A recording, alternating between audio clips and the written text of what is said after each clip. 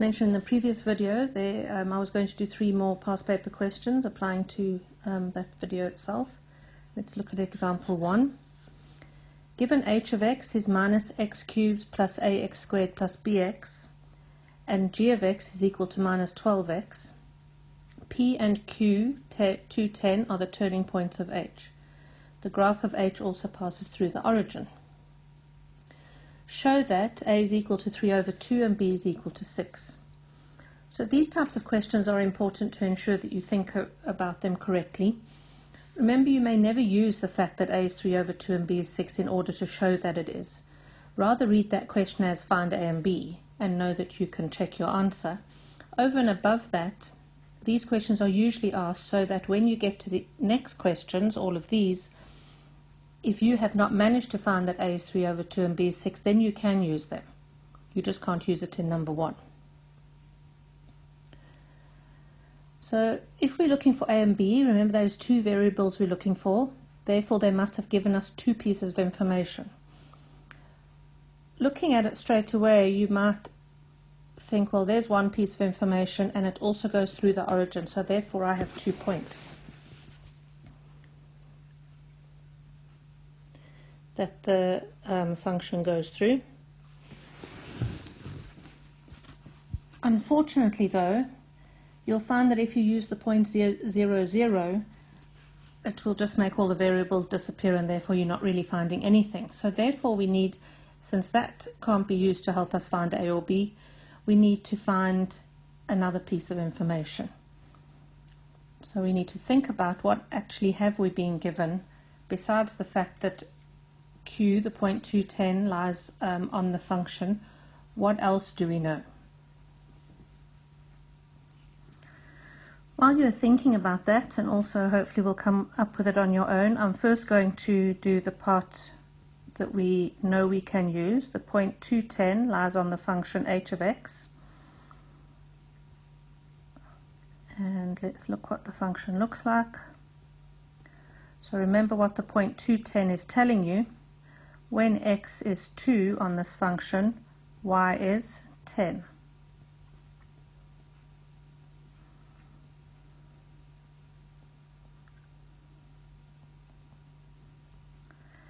And if we just tidy this up a little,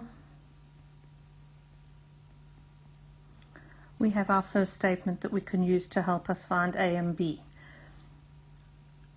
In other words, we definitely need another statement. I'm just going to add 8 to both sides so it looks a little bit easier to work with. And in fact, when we do start working with that, I think we'll divide everything by 2 so that the numbers are even smaller, since 2 is a common factor. So now let's talk some more about what the point 210 is also telling us. Since it is the turning point, that means that the derivative must be equal to 0 at that point. Remember, if you have got a turning point, it's the gradient of the derivative, the gradient of the tangent must be 0. So it's at that point, it's at that x number. So therefore, if we find the derivative of the function,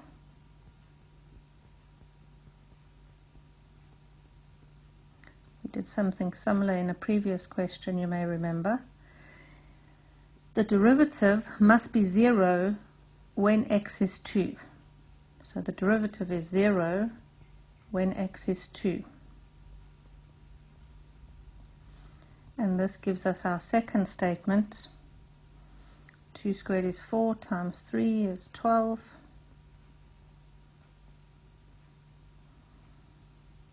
And to make it look like the other one, we can add 12 to both sides. So our second statement that we're going to be using, if that one is the first statement, is 12 is equal to 4ab. 4a plus b, sorry. So now we're going to use those 2 and solve simultaneously. As I mentioned, I think number 1, to make the numbers easier for us, we'll divide everything by 2.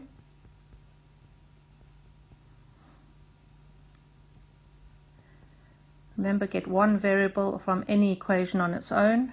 I'm going to work with number 1 and get b by itself. I'm going to subtract 2a from both sides. If b is equal to 9 minus 2a, then I can put it into b's place there. So 12 is equal to 4a plus 9 minus 2a. Subtract 9 from both sides and collect like terms. So a is equal to 3 over 2. If a is equal to 3 over 2, I can put it back in a's place there to find b. So 9 minus 2 times 3 over 2 is equal to b. 2 goes into itself once and into there once, so 9 minus 3 is equal to b. So b is equal to 6. And you can confirm, looking back at the question, whether you have got that correct. And I'll repeat again, if you didn't get it correct and you want to move on because you're concerned about time, you can now use A and B in number 2, 3, 4 and 5. Okay, the next question asks for the average gradient between P and Q if it is given that x is minus 1 at P. So for P, we already know that it is minus 1 something, and Q, we already have the point is 210. So to find the average gradient, the gradient between these 2 points, we just need to find the value of y with the point P. Since it lies on the function, now let's remind ourselves what this function actually looks like now. The a is 3 over 2, and the b is 6. And if we substitute negative 1 into x, we'll find the corresponding y value.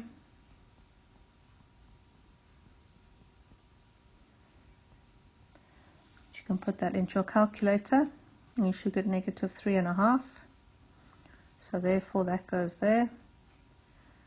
We have our two full points, so we are now able to use the gradient formula to find the average gradient. Don't forget to always label your points, just to avoid making a careless mistake. So gradient is difference in the y values divided by difference in the x values. 10 subtract negative 3, 5 is 10 plus 3, 5. And 2 subtract negative 1 is 2 plus 1. So we have 13,5 divided by 3, which should give us 4,5. So the average gradient between those points, 2 points, is 4,5. Okay, let's look at number 3. Show that the concavity of h changes at x equals a half. So you have to know something about where the concavity changes. Hope you remember that from the previous video. Concavity changes at the point of inflection. So in order to find the point of inflection, we need the first derivative. 2 times 3 over 2 is 3. Then we need to find the second derivative.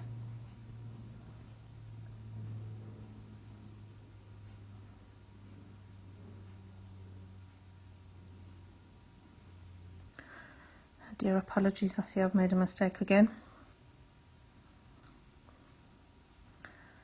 That will just be 3x, not 3x squared, and therefore there's a 3 there. We make that equal to 0.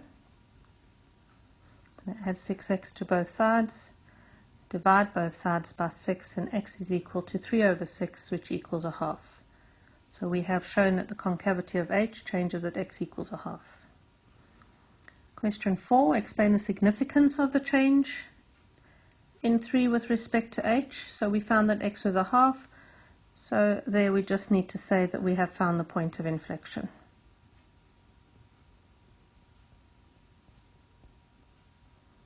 Okay, number 5. Determine the value of x, given that x is less than 0, at which the tangent to h is parallel to g. So firstly, that word parallel needs to ring some bells in your head, that parallel you must be interested in gradient. So if it's parallel, then the gradients would be equal. So if the gradient being looked at, if you look at G, the gradient is negative 12. And we know that gradient is linked directly to derivative. So to answer this question, you need to find the derivative. Again, well, we found it already, but we need to find the derivative, make it equal to negative 12, and then solve for x. So let's find the derivative, which we have done already.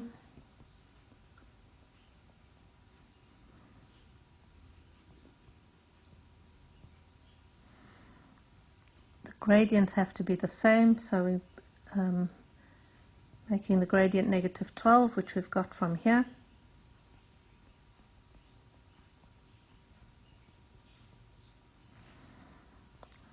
We want everything equal to 0, so we're going to add 12 to both sides. And we can divide by negative 3 throughout here, it's a common factor.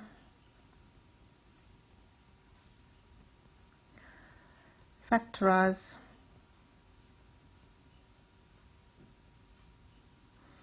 Remember, because the signs are different, we're looking what multiplies to make 6. That also has a difference of 1 because that's in front of the middle coefficient. That would be 3 and 2. And the largest of the numbers must go with a minus because of that minus there. So x is negative 2 or x is 3. However, we weren't asked to find the values of x. It said find the value of x given that x is less than 0. So therefore, our answer is negative 2. Right, let's look at this example. The sketch below shows the graph of h of x, which is equal to x cubed minus 7x squared plus 14x minus 8. As you can see, given the sketch, the x coordinate at the point A is 1. Let's fill that in, so that's a 1. C is another x-intercept of h. Determine h dash x, the derivative of the function.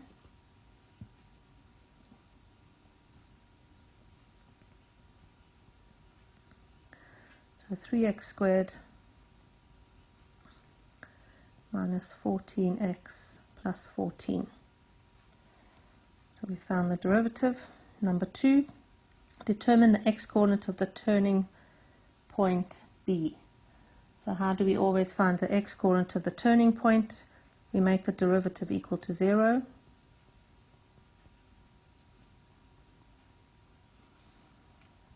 And we solve for x.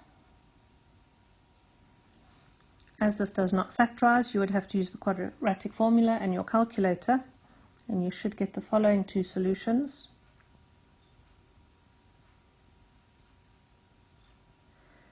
Comma 2, 2. But we need to remember those are the coordinates of both the turning points, and we have one turning point there and we have one turning point here. We were asked to find the x-coordinate of the turning point at B, so B is the first one, so therefore x must be equal, that's a very funny therefore.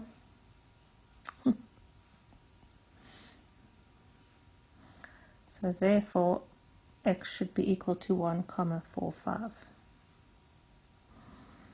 Number 3, calculate the coordinates of C. C is the third x-intercept, so to do that, essentially we have to find all the x-intercepts. You may recall though that we were given that one there. And to find the x-intercept, we always make the function equal to 0.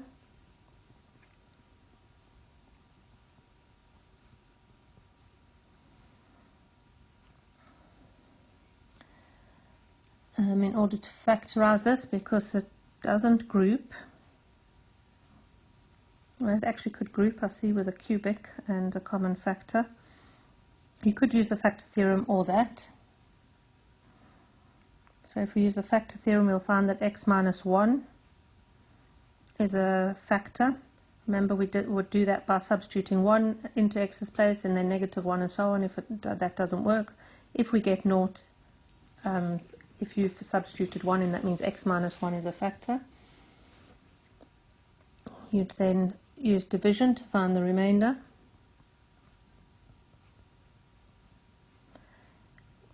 And continue factorizing.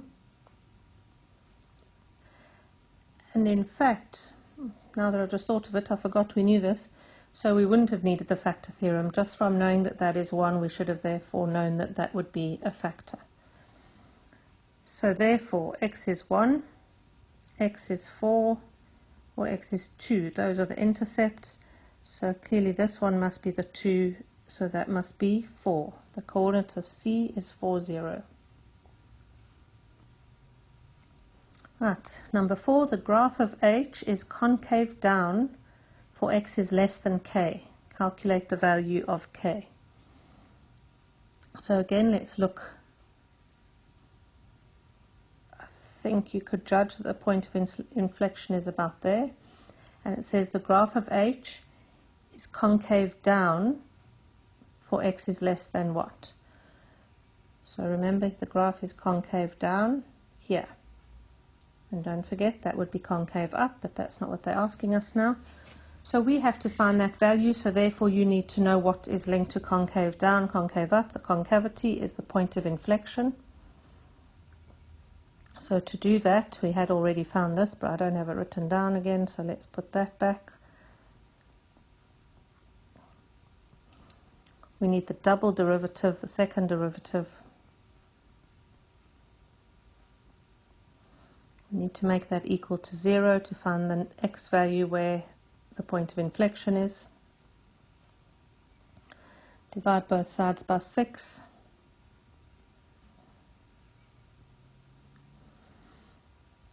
So that simplifies to 7 over 3.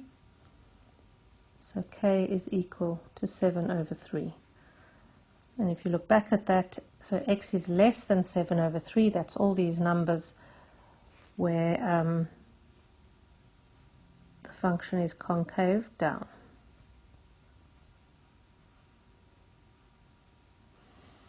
Okay, the final example that we're going to look at.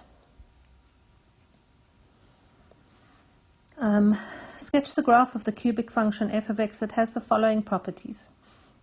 F of minus 1 is 0, f of 2 is 0, I'm reading underneath. So I first read about the function, notice, so this information is to do with the function itself. And then f dash negative 2 comma 5 is equal to 0, and the derivative when x is a half is also equal to 0. And here we have another piece of information about the function. When x is 0, y is equal to negative 2.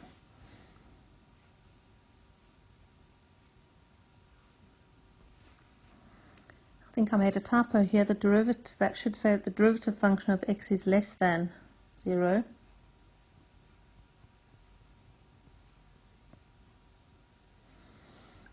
For the values from minus 2.5 to a half.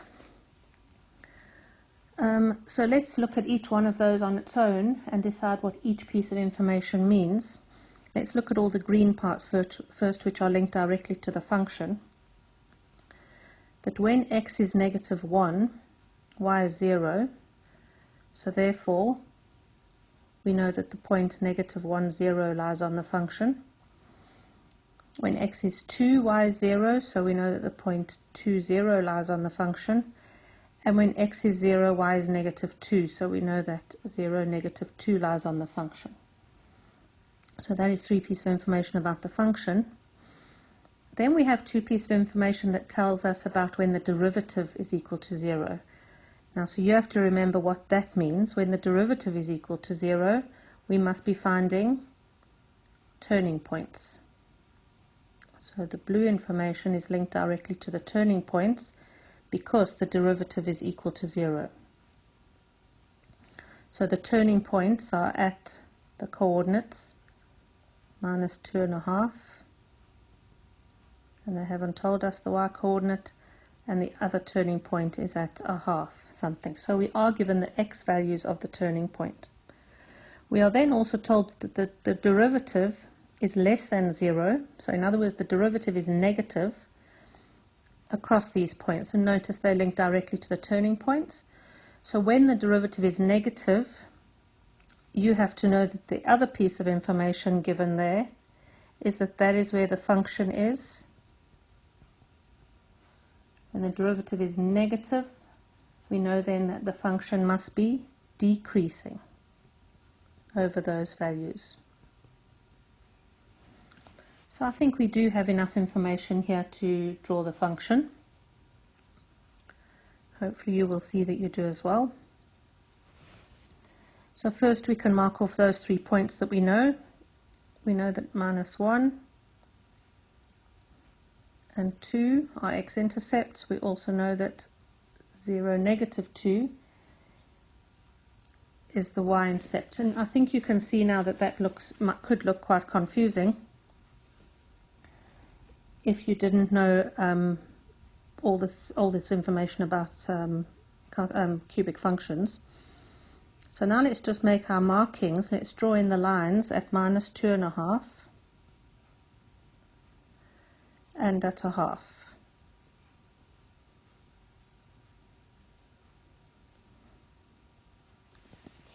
So the turning points are going to lie on those lines somewhere. We know that the function has to decrease. Let me just move that, what I've said there, so we can put it in the right place.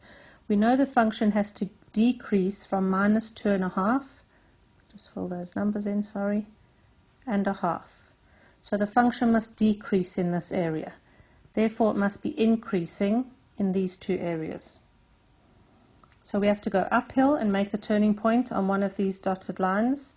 Then we're going to have to come downhill, decreasing, so that we can go through the first x-intercept that we know of and through the